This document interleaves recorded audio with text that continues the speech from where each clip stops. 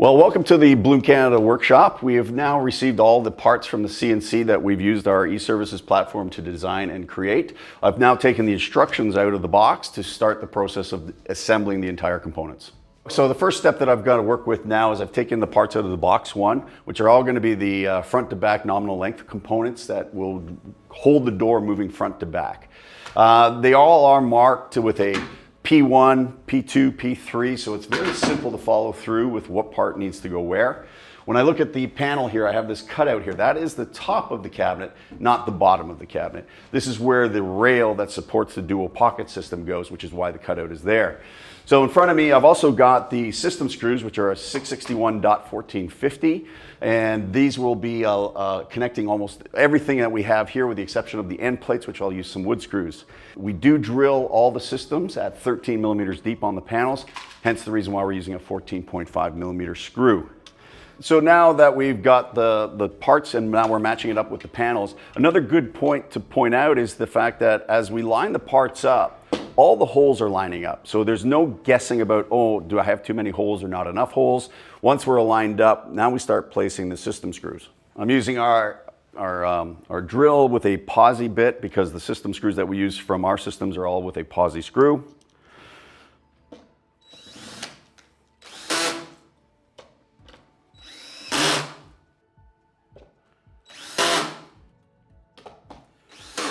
So as I go through the system, I'm making sure that I have all these screws put in because this is the main rail.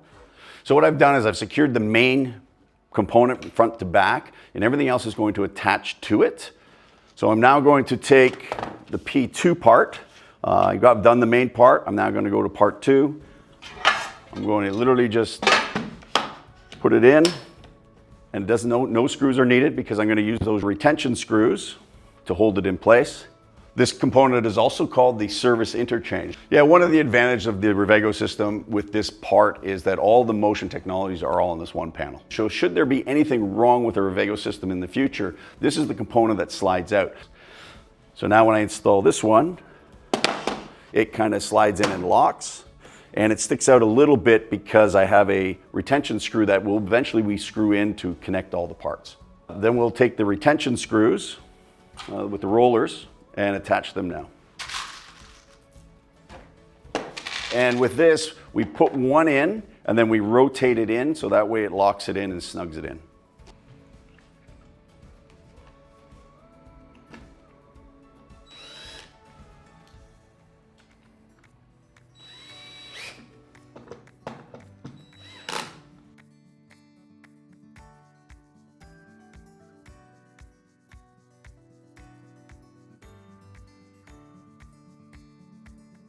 So those parts are now installed. Those are the roller clips, and like I said, once we do put them in, we put them in an angle, start it, wrap them up, and then tighten both down both system screws. So now we take the bottom P5 part and bring it down to the bottom. And this P5 component is all system screws, no retention clips.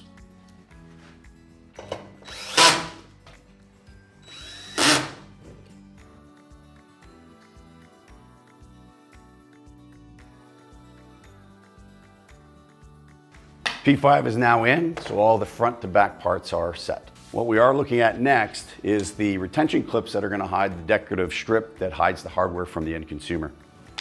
These are also attached with the 661.1450 system screw. They are symmetrical, so it doesn't matter which way I go, but the holes are already pre-planned, so I don't have to worry about where they go.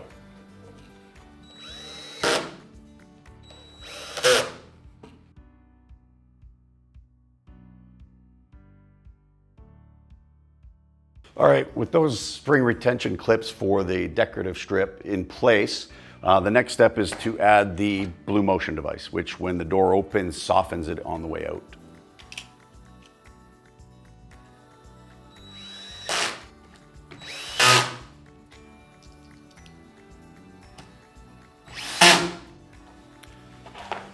And from there, that's from step 1 through to step 7 in our instruction manual.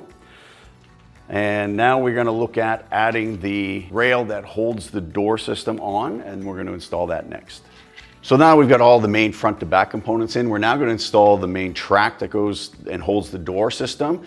Depending on the height of the cabinet, in our case it's pretty tall, you might need a secondary person to help with it, because doing it by one person with such a wide expanse is going to be a bit of a balancing issue. So I'm going to ask one of my coworkers to help me bringing it over to the system. So what we're going to do is we're going to actually take it, we're going to rotate. I've actually got the top part here. So you can come around. And how I can tell which is top, which is bottom, is this component here attaches to the back eventually on the system, which is that main service piece that we talked about. So what you'll also see here are these covers. These covers are important because they hide the rollers and they will eject once I slide it into the system. Now, sometimes when I try to put this together, it takes a little bit of fidgeting because of how long the component is. But the thing also to be aware of is this cable here, when we install it with the Blue Motion piece here, we have to come up and over. Otherwise, once we click it in, it's a little bit troublesome to bring it over. But we can just be aware that this is one of those tips and tricks that will bring it over once we start installing it. So with the transport pieces, we also have the piece that holds the main pulley piece for the cable. This also has to be removed at the same time. And it's that simple. We'll just pull a little bit of tension out for the cable. And this is the main protection roller down there. So yeah, so as you see, I've got some slack on the cable. I'm just going to put it on the other side of the Blue Motion device.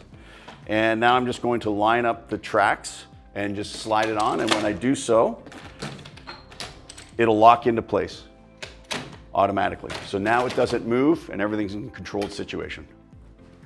From here, I'll take the transport lock off.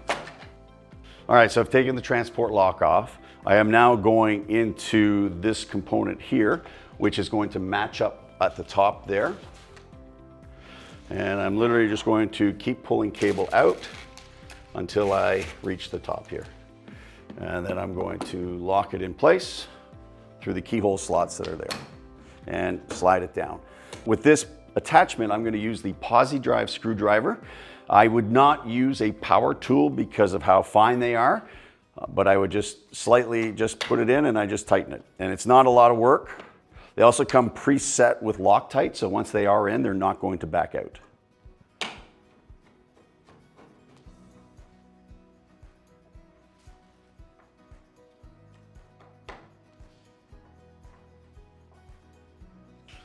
So I'm also attaching the main pulley assembly down to the bottom, and I'm just going to slide it under, and it has its own keyhole channel that it's going to fit into at the back here.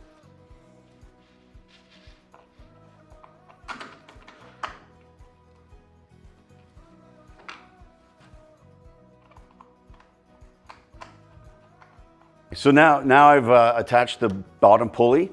One thing to be aware of is the cable has a little button end on the end. You just got to make sure that is setting properly inside, because once we tension the cable, if it's sitting outside, there is a possibility that it would stick out, and when we do finally tighten it up, it would actually loosen off the cable a bit, but that's kind of just something to be aware of. Now I've taken care of this end, I'm going to go down here. There was that one screw that was offset. Now I'm going to include that into the system.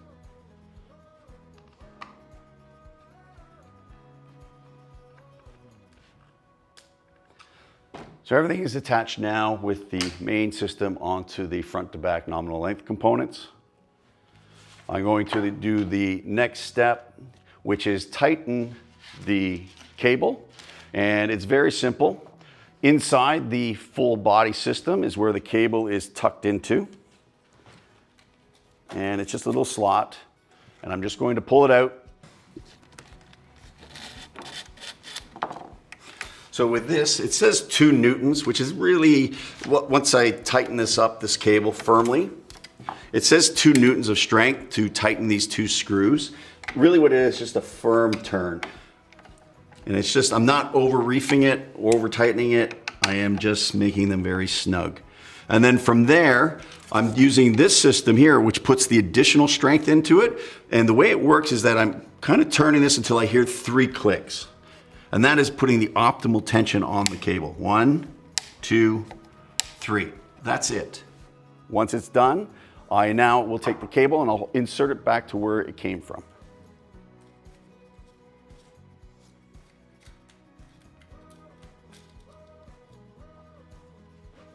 That cable is not to be cut.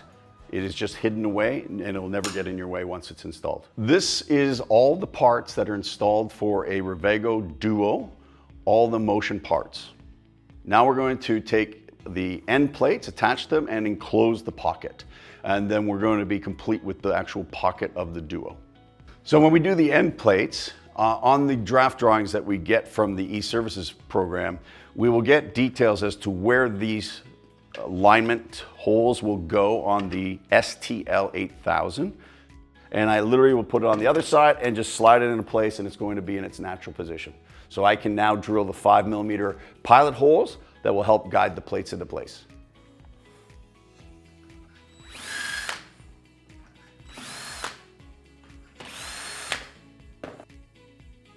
And from the top, I now duplicate it at the bottom, and the numbers may change depending on the width, but it also slides into the same place just like at the other end.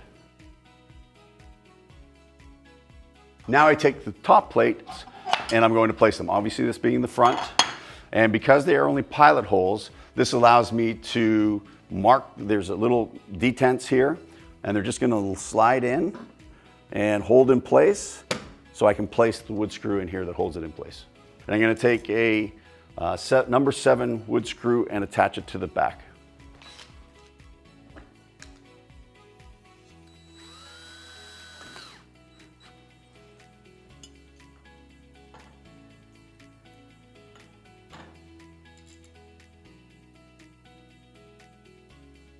Top plates are on. Now I'm going to the bottom plates.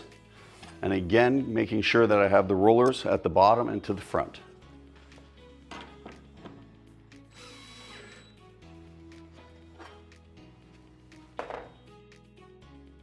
So now that I've got the base plates and all the hardware installed, I'm now going to enclose the pocket, and that I'm going to obviously need a little bit of help, and I'm going to ask my coworker to assist in bringing the panel in so we can attach it.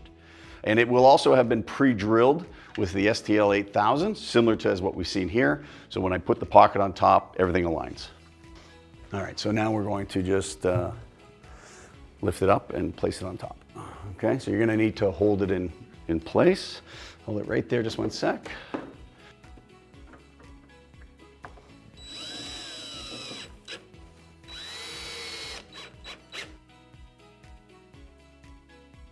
That'll be the bottom plates attached, and now I'm going to do the top.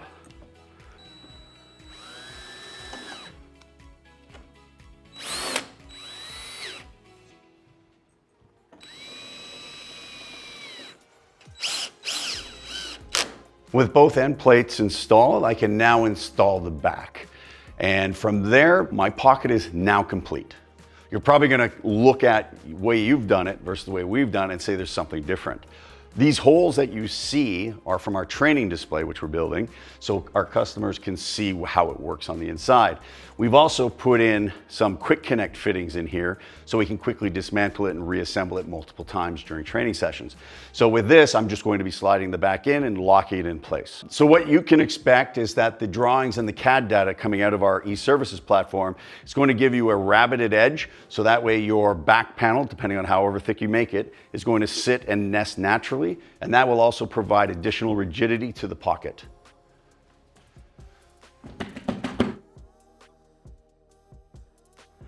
There we go.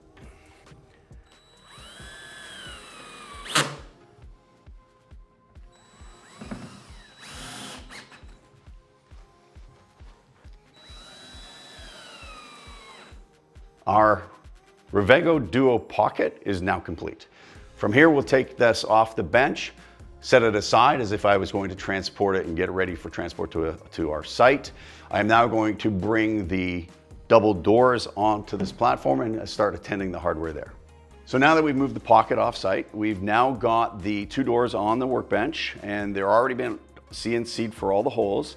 You'll also notice that we have these long holes here. Those are for door straighteners. This is something that Blum does not manufacture, but as cabinet makers, you obviously would have lots of sources for those, and those could be taken from anywhere. So I'm also still following my instructions because it'll be step by step on how the doors are, all the hardware on the doors are going to be.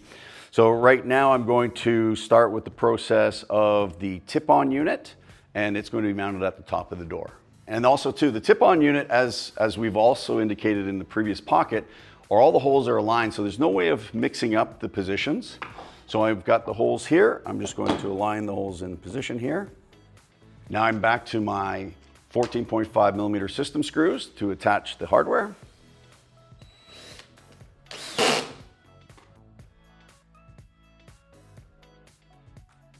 The tip-on unit is in place. The next step I have is to take the main rail system that's going to attach itself to the pocket and attach it to the one door. And again, I have them already pre-CNC'd. We'll do it, bring them and align them.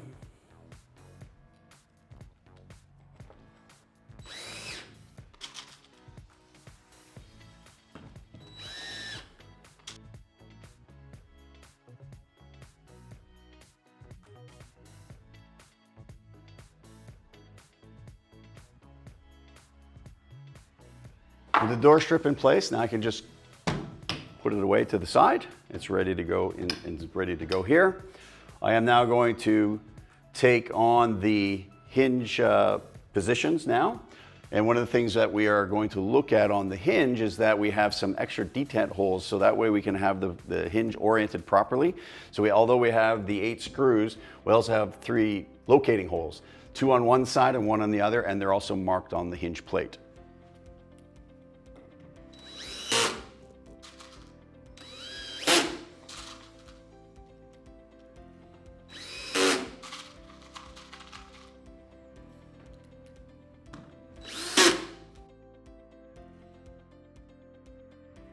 So now I'm just going to repeat this for the rest of the hinges down, keeping in mind that I've got to align those detents to the detents that are drilled into the board.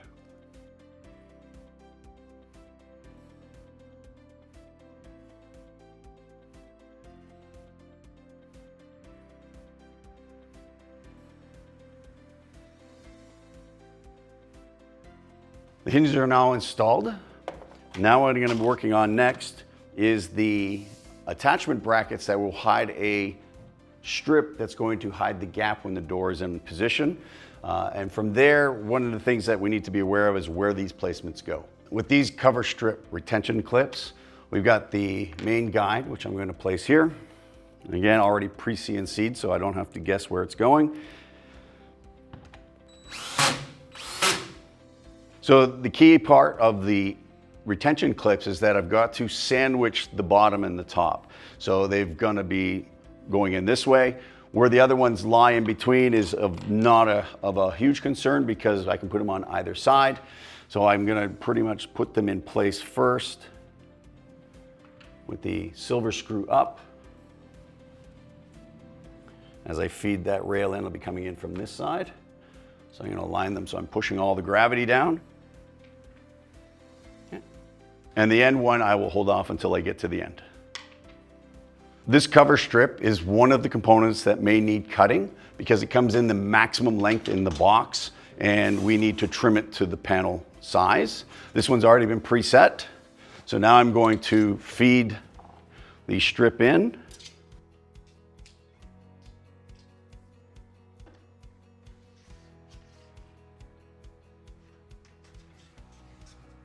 I'm going to continue feeding the rail down while connecting these retention clips at the same time.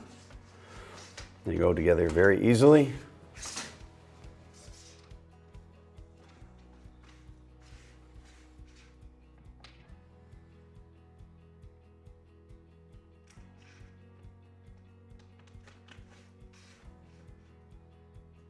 Now that I've slid it into place, I'm just going to tighten up the screws that are there. I'm not going to tighten it too tight because if I go too tight, I'm going to go through to the aluminum and leave an indentation. So I'm just going to go to it snug, and that is going to be perfect.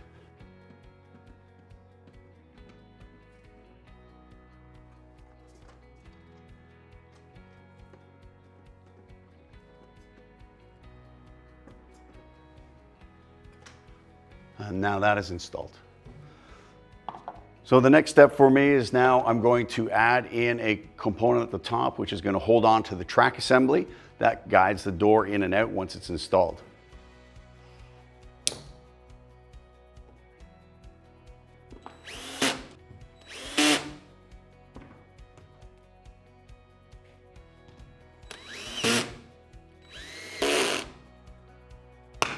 As you may have noticed, I've been using a screwdriver and a screw gun. Obviously, when I'm talking about the more delicate positions, I'm going to use a screwdriver.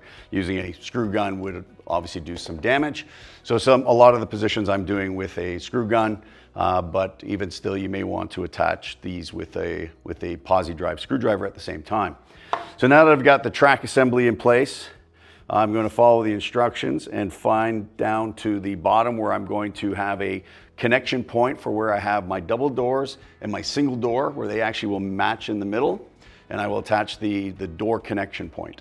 These two components are magnetically attached, so when the doors come in, they will align themselves and attach so they don't wobble and disconnect at the bottom. They'll go down into the bottom here.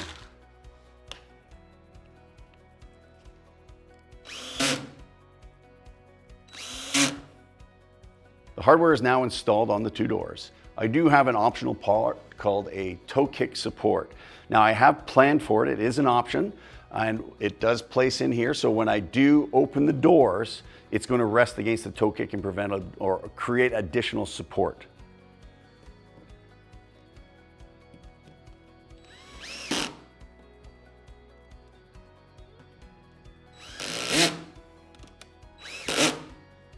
So we have the toe kick support in place, and this little ramp system is that when the doors do come together, it actually rides up the wheel that's on the toe kick support and folds it into place so it doesn't get in the way.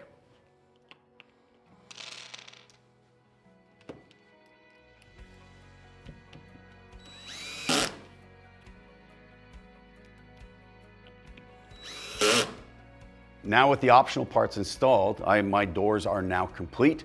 Now I'm going to fold them over, and by opening this system, the hinge system here, you'll notice that we have some rubber feet here. So when we fold the doors closed, they're going to rest on the rubber feet and not have any damage with each other. So with the optional part, I will also have to put it in place because it is spring-loaded. It will stay in the open position. So I'll just tape it down so it doesn't get in the way. And with assistance with my coworker, we're going to fold the doors shut. And they're going to rest on those rubber feet.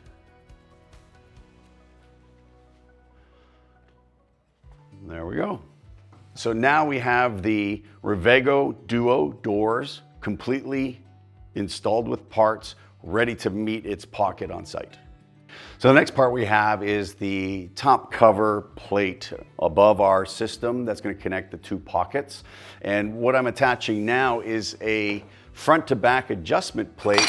So that way when I have the top rail, which you will see shortly, when I have to make any adjustments front to back, this is what's going to allow me to do so.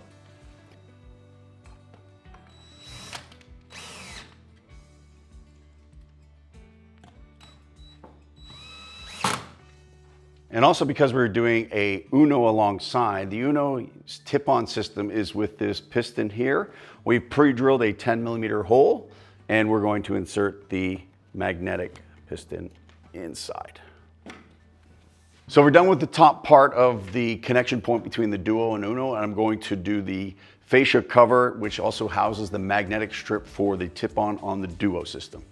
So this is the front strip of the Duo Uno combination, and what you'll see here are the brackets that attach it to the rail, and also already pre-installed is a magnetic catch plate for the Duo's tip-on system.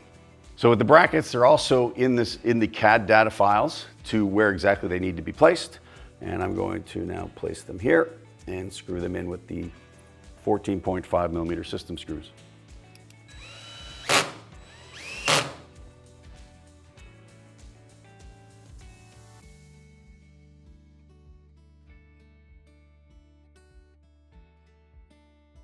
So that is now the fascia part complete, and that will go off to the side until we have the pockets of the Uno and the Duo along with that cross plate installed. And then once everything is set, then this will go in place and pretty much finish the system off. So now we're going to assemble the main rail for the Duo system, which I would need only if I had a Duo. But because I've also got a Revego Duo and a Revego Uno, I need an extension piece. With this extension piece, I'm going to be attaching two main connection points. I will install them with an Allen key And once they're inside, they are self-tapping aluminum screws. So I've already pre-installed them. I can't take them out, but there's no worry. It's not like I can put them in the wrong place because they're in the same place all the time. So when we have a Duo and an Uno together, we're going to have a connector plate that joins the two systems together. But before we get to that point, in our drawings and in our data, we're going to have information that tells us what we need to cut. So it'll be a dimensional number in the system. It says we've got to cut a component to X size, and we've already done that. And we're going to now connect the two parts together. This bracket is going to have 4 Allen keys, and we're going to slide it in place and then connect them.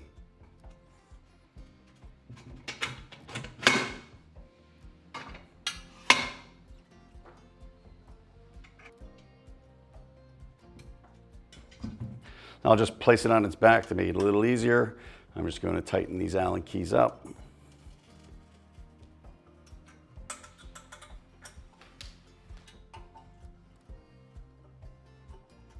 And this little screw here is our adjustment for front to back adjustment once it's installed, and that relates to the part that we put on that top panel that goes across, connecting the two pockets together. This is the cross rail, now fully completed. All we have to do is now install it in between the pockets once we get to that point. We also have this component here that is not only a decorative strip where the adjustment screw front to back is, but it allows for a continuation between the two profiles. When I install it, it's now going to stay in place until we install. Now that we've completed this part, this takes care of all the Revego Duo components, plus the transitionary parts, including the rail and the secondary rail for the Uno. And all that would be left next is to start the installation on the Revego Pocket for the Uno. So now that we've done the Revego Duo system, we're going to start on the Revego Uno. And the parts are very similar. There are some difference in parts. And we did talk about a surface interchange component with the Duo. And with the Uno, we also see the same system, but it is a different color. It does exact same shape and does the exact same things. We'll also have another panel in a P2 position, which was a longer panel in the Duo, but a shorter one here. And that allows for the decorative strip that hides the hardware to be kicked out and out of the way so the hinges do not hit. And also to be more aesthetically pleasing, because we will see the hinge hardware on an Uno compared to the Duo, because when we close the Duo, all the hardware is in between and you don't see it. When the Uno comes out of its pocket, you'll see the hardware. So what Blum has done is we've created the components in onyx, which is an onyx. It's a dark color and it's a lot more aesthetically pleasing than just shiny nickel-coated parts.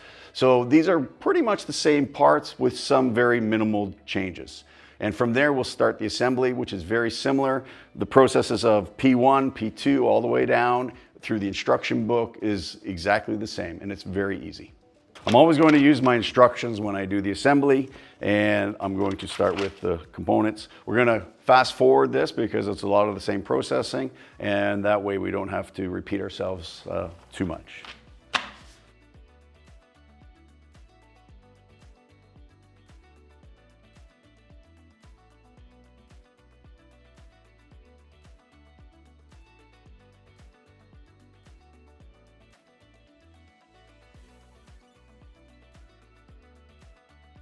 Okay, so we're gonna take this. I'm gonna do the same thing, and I'm gonna take that cable and put it over the tip on. There you go.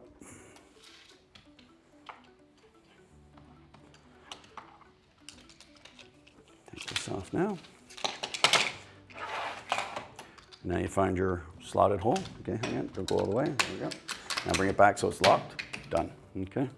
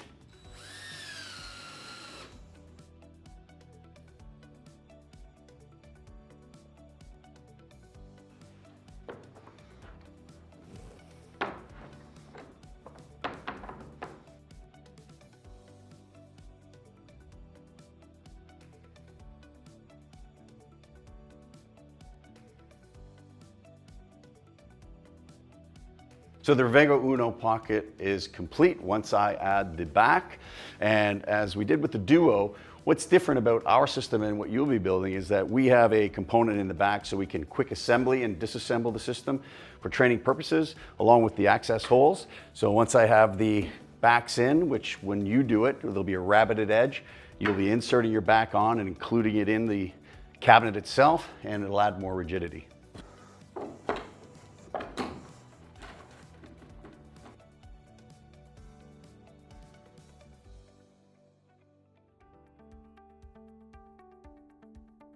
We're now complete. We'll remove the pocket and begin the installation of the door hardware. Now we're at the assembly portion of the Revego Uno door. What to recognize is that the parts are onyx black and the screws that come with the system are also onyx black. So we need to make sure that we have all the parts and we're ready to go. So I'm going to start installing the parts, and it goes very similar to the way we did the Revego Duo.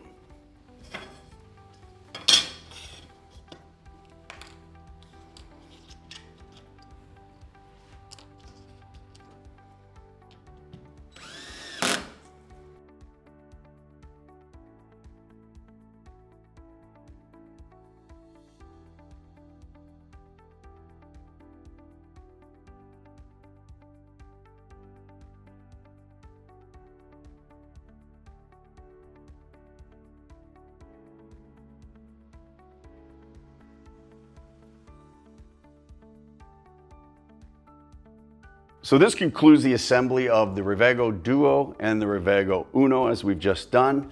But one of the important factors to look at is that we are controlling all of the assembly in the shop.